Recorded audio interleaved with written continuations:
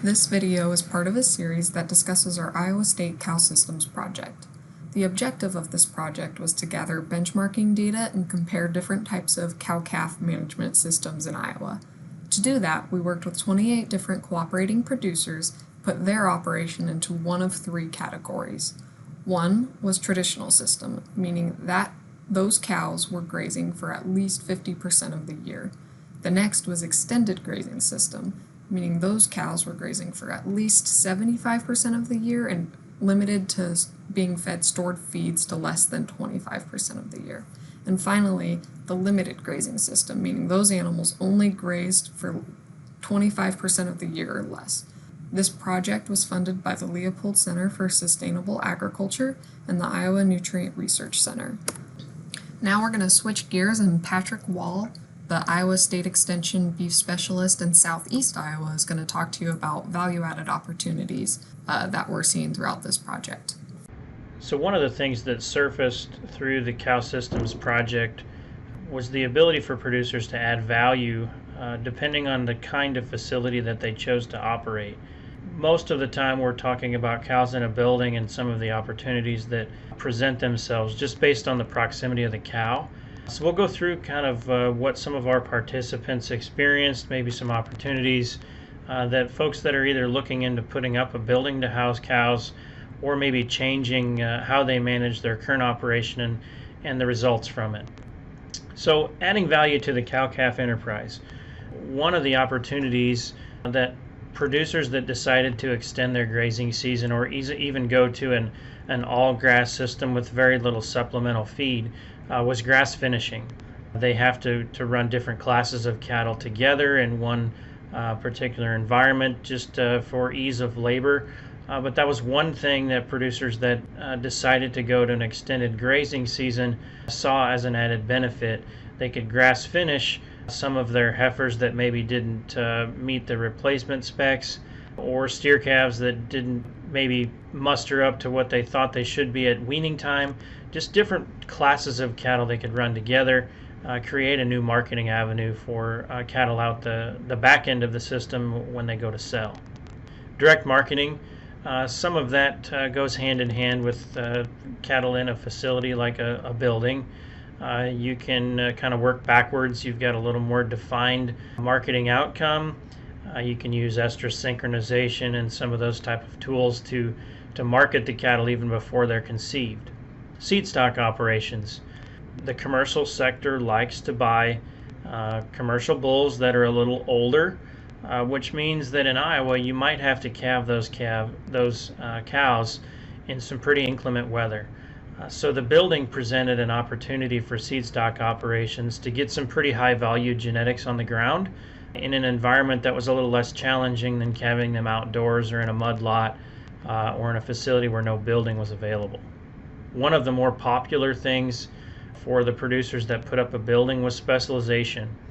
Since the cows are close to the working facility all the time, opportunities like embryo transfer or propagation of club calves or even heifer development was a real option because they could keep a close eye on those cattle and then didn't have to bring them up or work them off horseback or do a special type of a situation where they had to bring the cattle in from a great distance to a working facility where they could do things like estrus synchronization, ET, things like that. Modified calving seasons, I talked about it a little earlier, but the more popular season to calve inside a building was obviously during inclement weather, so December, January, February. The more popular calving season in an extended grazing situation was obviously more like April and May. Try to get the cows out of the mud, things of that nature, and even more so, fall calving had gained considerable popularity just based on the fact that those cows could calve out on grass, less disease pressure, less calving issues. The calves are typically smaller that time of year. Lots of advantages based on when you want to calve. Custom care or contract agreements. A lot of the buildings that we run across in Iowa have some sort of a custom care contract. They're either taking care of females for a producer that maybe doesn't have enough facilities to do it on their own, They're custom feeding feedlot cattle inside a building, all sorts of agreements that help a producer achieve their goals without maybe having access to buildings and facilities, working facilities like they would at their home operation. So one of the questions that presents itself, regardless of regardless of how a producer decides to manage their cattle, is when do you calve and why? So we polled those folks and found out that 2/3 of them calve just based on weather, which we say weather in Iowa, we like to calve in the spring. Well, the weather in March is better than February or better in January, and that's not always the case. When you ask some producers why they calve when they do, they calve in the fall because the weather is just simply more conducive to getting a calf up and going. No frostbitten ears, not quite the disease pressure since they're locked in an enclosed area if they calve in a dirt lot, things like that. A lot of producers calve just based on available labor. They calve in February and March before they start up the corn planter in April and May. They wean in November after they get some of the crops out so they can take their cows to stocks. That system has been traditionally what worked for a long time, and as you can tell, 31% of those polled, they do it based on either how their father did it, how their grandfather did it, or just simply what works for them with whatever enterprises they've got. Usually in Iowa we're talking about a corn-soybean rotation or some hay crops, things of that nature. Market timing. Those folks like to try to hit the market highs, and there has been a historical high for those cattle that are born earlier on in the calving season in the spring. There is a market advantage, not necessarily just a weight advantage for those cattle that are calved earlier in the spring. And then feed availability. In Iowa, we have a lot of corn stalks that we can gain access to.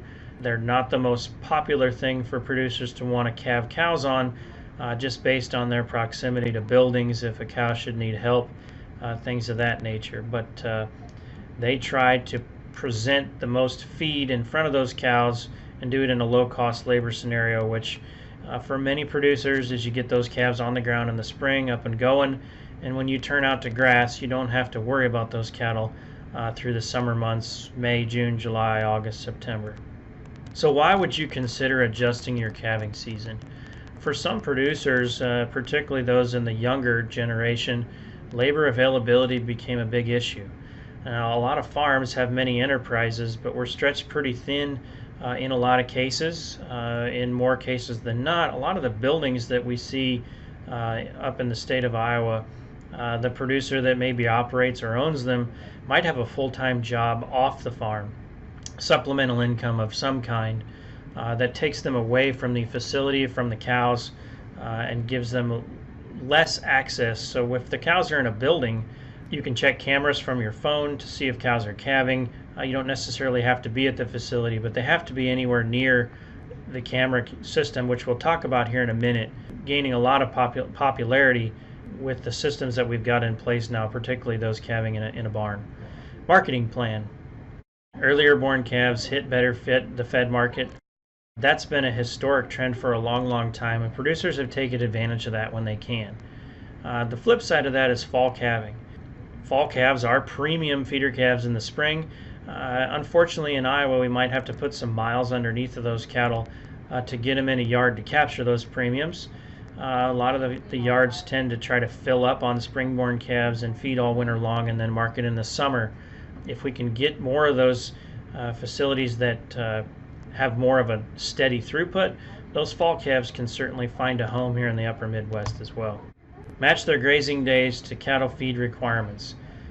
So late spring calvers actually can do a better job of utilizing high-quality grass.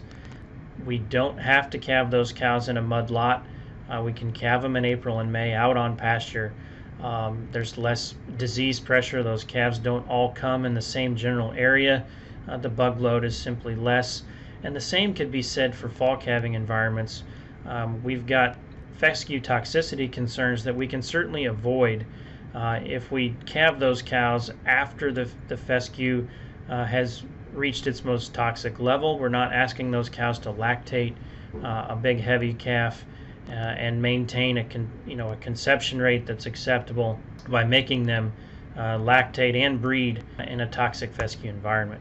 Pregnant cows handle fescue better than lactating cows at breeding time. We've known this for some time now, and in a lot of cases in Iowa, fall calving herds have happened out of necessity rather than out of management. We've had some inclement weather during breeding season. A lot of cows end up open, so they roll those cows into a fall herd, and fall herds were created based on just a poor preg rate due to infected tall fescue. The cows can handle it a little better. They're just gestating, trying to eat that toxic fescue instead of trying to lactate, and has been fairly successful across the state. Another one of the unique things that happens, not necessarily when an operation adds a building, but it does present a new opportunity, as a cow-calf partnership. We do tons of cow-calf share agreements through ISU Extension. There's no two that are the same. There's management share agreements, there's cow agreements, there's calf shares, there's all different sorts of ways you can put these together.